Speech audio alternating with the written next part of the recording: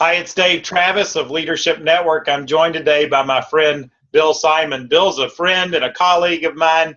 He's an investment banker, former politician, U.S. Attorney, and now the chairman of Parish Catalyst, a ministry that works to improve the vitality of Catholic parishes around the country. Bill, is there any hope for the Catholic Church? Well, Dave, if you read the newspapers, you might conclude no. But the real fact is that not only is there a lot of hope for the Catholic Church, there's a lot of good things going on right now. Hope's about the future. The present is very good in the Catholic Church, principally for two reasons. We discovered in writing this book that there are hundreds of great Catholic parishes where terrific things are going on each and every day. And secondly, we have an amazing Pope. Pope Francis has not only galvanized a lot of elements in the Catholic Church, but he's been an inspiration to non-Catholics all over the world as well. In fact, that's what we're here to talk about today. You've just written a new book called Great Catholic Parishes, How 4 Essential Practices Make Them Thrive.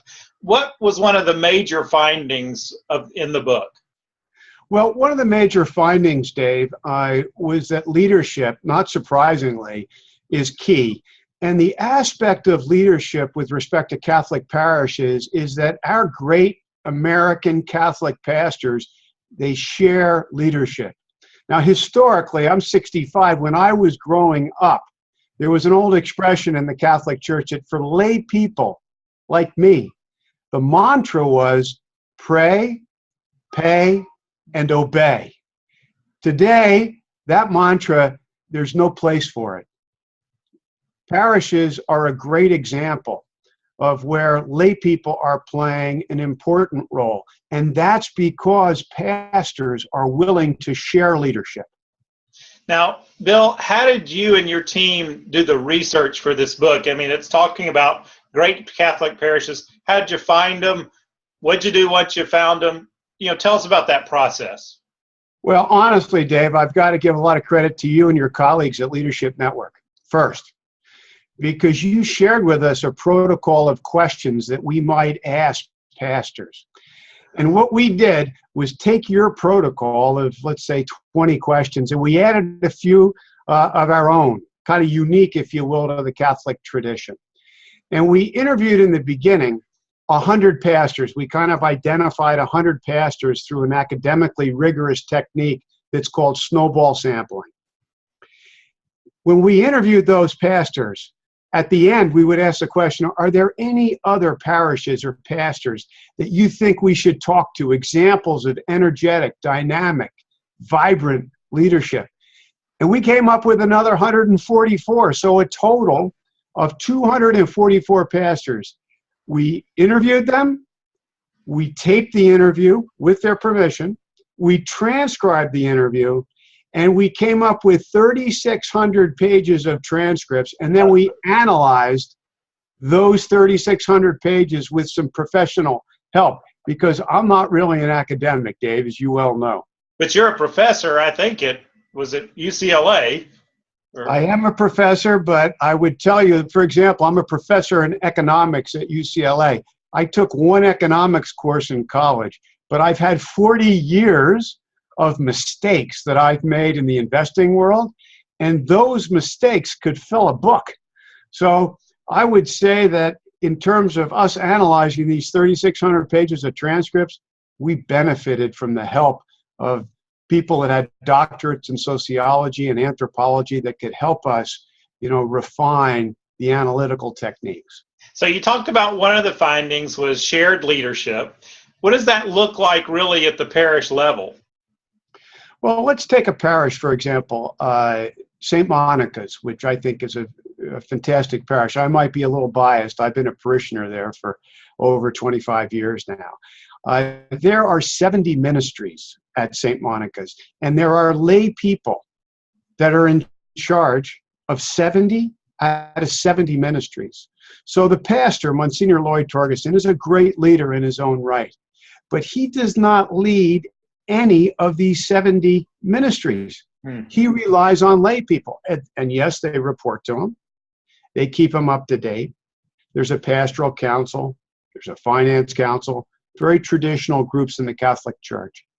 But at the end of the day, Monsignor Torgerson lets these leaders do their thing. So I know that shared leadership was one of the major findings. Can you just give me one more of the major findings? I'd be happy to, Dave. So if we just step back for a sec, we mentioned these 3,600 pages of transcripts. We came up with 49 findings. We grouped those 49 findings into 4 categories.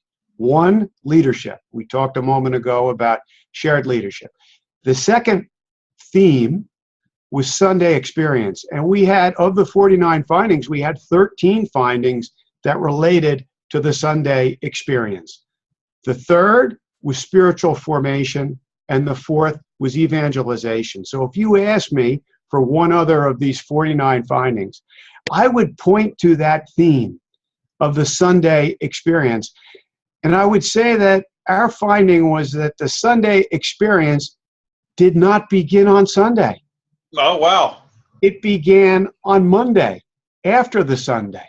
And how did it begin? Well, it began online. It began on the St. Monica's website. It began on the old St. Pat's website.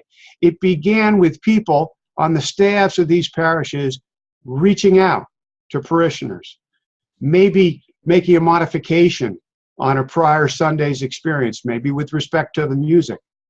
So in the old days, when I mentioned that for lay people, it was pray, pay, and obey. In the old days, the Sunday experience was the moment you entered church for Mass on Sunday. No more. The Sunday experience starts on Monday. Yep. And it goes all the way through to the next Sunday. And when you get to the next Sunday, it doesn't start when you enter the church. It starts when you pull your car up to the parking lot, which is very comforting to me, the father of 4, because when we used to pull up with our 4 youngsters, they're not so young anymore, I was so grateful to have someone come up and say, we'd like to take your kids and show them where Sunday school was. My wife and I would look at each other and we would be relieved. It would be, frankly, one of the very few times of peace and quiet in our week. So this Sunday experience is all-encompassing. And that was a theme that broke down into 13 findings. Now, I have read the draft of the book, and it's not 3,600 pages long. It's only a couple hundred pages. Thankfully, you boiled it down. I think evangelical churches and mainline churches would also benefit from reading what you found in this study. Now, beyond the study, what else do you and Parish Catalyst do to implement some of these findings? Well, thanks to you, Dave, and your colleagues at Leadership Network, we have a protocol, a process where we bring in dynamic pastors and senior members of their staff, somewhere between 3 and 5 members. And we have a process that will sound a lot like Leadership Network. You are, in effect, our big sister or our big brother. So we get together 4 times over 18 months, and we talk about a specific topic. We have a cohort starting in October. The topic's going to be millennials, which is a source of, great challenge for the Catholic Church. We are losing millennials, individuals between the ages of 18 and 35, by the boatload. And we'll meet 4 times over that 18 months, in this case, to talk about millennials. We have other topics like dynamic discipleship and leadership. We'll focus in on these topics, different aspects of these topics. We'll bring in speakers. We have facilitators from Leadership Network. And we'll try to create an environment where, as your founder, Bob Buford, said, we kind of stir the coffee. We're the platform, not the show. As Peter Drucker said, our fruit grows on others' trees. We try to create an environment where these pastors and their senior staffs feel extraordinarily comfortable at letting their hair down, admitting their mistakes, being proud of their strengths, being proud of the things that have happened that they think are terrific, but saying we need to get better. We've got to set goals. So at the end of every one of these 4 meetings, each and every parish set a series of goals. a little bit like Weight Watchers. 6 months later, they get back together again, and they report in on how they're doing with the goals. And in between these meetings, our staff, led by Claire Henning, our executive director, touch base with the pastors and their staffs just to see how they're doing. Great. Now, Bill, I know this is not your first book, but why are you passionate about this topic right now? Because I think parishes are the greatest engine for good in the history of the world. And I know that's a bold statement. And thankfully, I did not come up with this idea by myself. The person that inspired me with this idea is your friend, Rick Warren. Yeah. And Rick told me every one of my good ideas I've poached from other people, whether it be John Stott or other inspirational figures and mentors in Rick's life. Well, you, Dave, and Bob Buford and Rick Warren have been mentors to me. So when you say, why are you passionate? I would ask you the question, and your audience, why wouldn't you be passionate about something that was the greatest engine for good in the history of the world?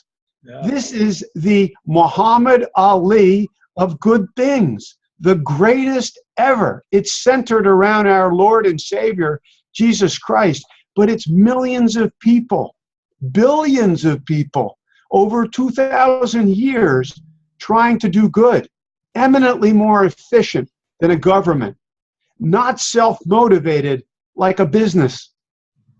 It's a terrific entity, and at this point in my life, I want to be associated and help things that are engines for good. We've been talking today with Bill Simon, who's the chairman of Parish Catalyst. You can find more about Parish Catalyst at www.parishcatalyst.org. That'll be in our show notes here. Again, the book is titled Great Catholic Parishes, How 4 Essential Practices Make Them Thrive. Bill, when does it come out? The publication date is September the 29th, but it can be pre-ordered on Amazon right this very minute, Dave. And we've already had thousands of books pre-ordered, so we're sure hoping that your audience might consider buying it, pre-ordering it. I'm happy to come and speak.